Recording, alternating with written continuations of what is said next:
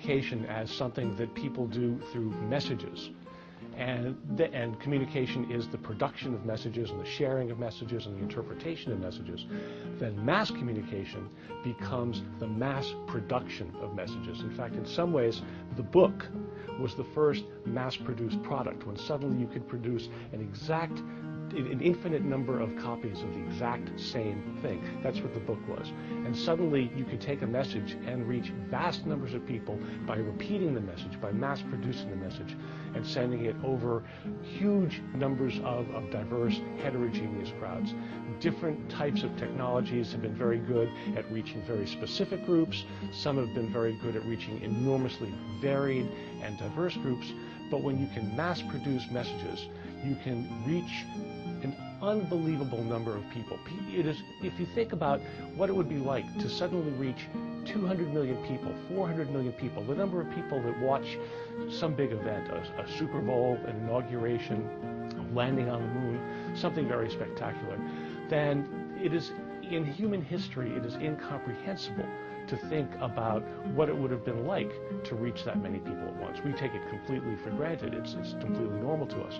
It wasn't that long ago that just sending a message between one city and another could take days or across the ocean. But with mass communication, you can send a message from one person or one group to an infinite number of groups in an infinite number of cities, countries, all around the globe, instantaneously.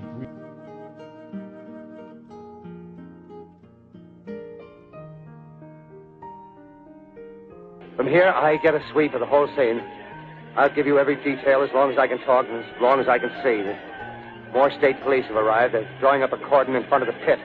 About 30 of them. No need to push the crowd back now. They're willing to keep their distance. The captain's conferring with someone. Can't quite see who. Ah, yes, I believe it's Professor Pearson. Yes, it is. Now they've parted, and the professor moves around one side, studying the object, while the captain and two policemen advance with something in their hands.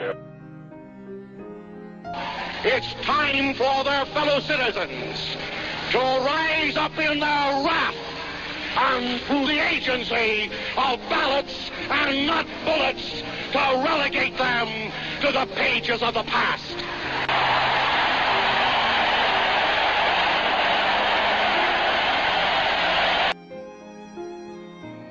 According to Elizabeth Noel Newman, it is called theory, the concept of powerful mass media, because the mass media are powerful stimuli present uniformly observed by the masses.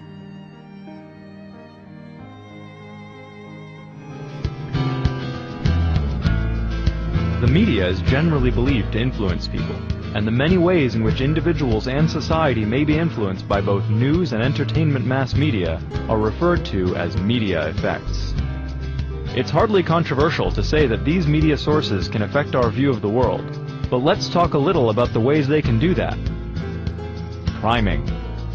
Media messages may help us to recall old ideas, knowledge, or experience.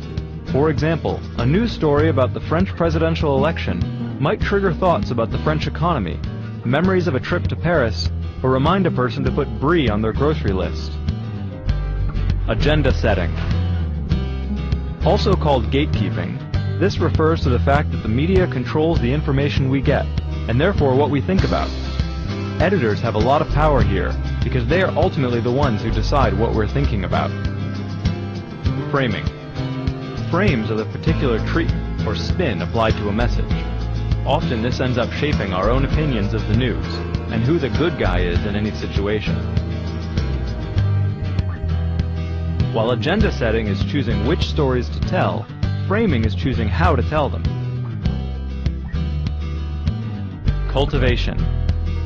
After a lot of hours in front of the TV, people start to blur the lines between the real world and the one on TV. For example, based on the number of programs about police, you might guess that more than 1 in 10 men work in law enforcement, when really it's 1 in 100. Of course, some media messages, like ads and public information campaigns, are designed to change our attitudes or behavior. Factors that increase the likelihood of success include likability, credibility, or attractiveness of the source, the arguments used, and people who seem to agree with them. Media also plays a role in persuading people to adopt a new idea or practice. Often they first communicate messages about the new idea, which then spreads through interpersonal networks expanding over time to include social leaders, peers, and the community. This eventually leads to the adoption of the idea or innovation, reaching a critical mass. In today's world, it's impossible to avoid media influence, but by understanding the way it works, you can win back control of your perception and seek to have a balanced view of the world and the people in it.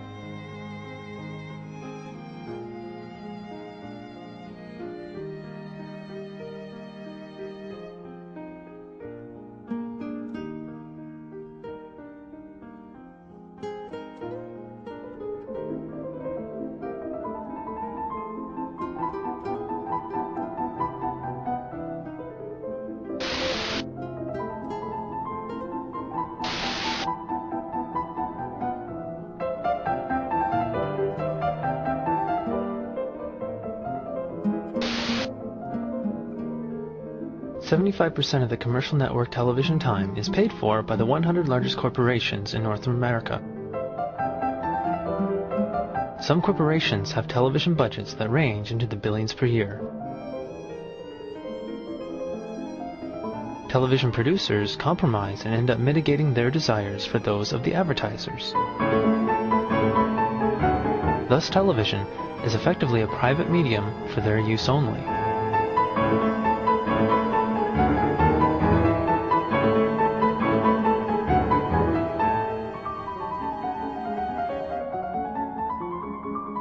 The longer a person watches television, the more easily the brain slips into alpha level, a slow, steady brainwave pattern in which the mind is in its most receptive mode.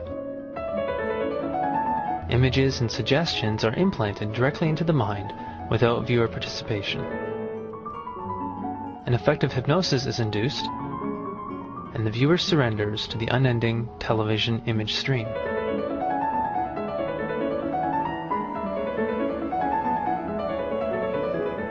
Images of television violence stimulate the fight-or-flight instinct. But since it would be absurd to react to television violence, the viewer suppresses the emotion. Viewers are drawn back and forth on cycles of impulse and suppression. When the set goes off, this stored-up energy bursts forth in frantic behavior commonly associated with childhood hyperactivity.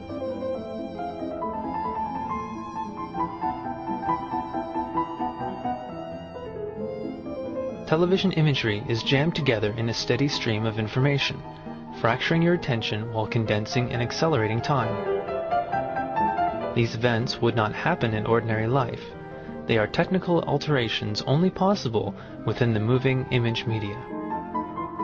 Living in the rapid world of television imagery, ordinary life is dull by comparison, and often far too slow.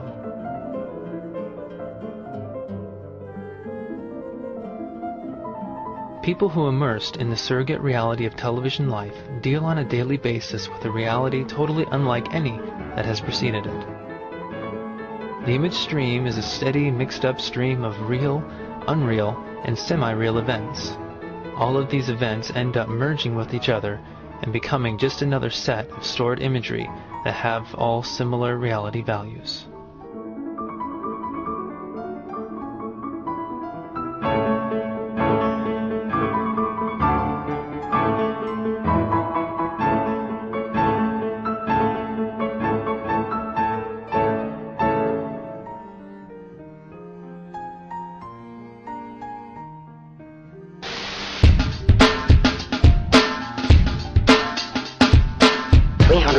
Volts of electricity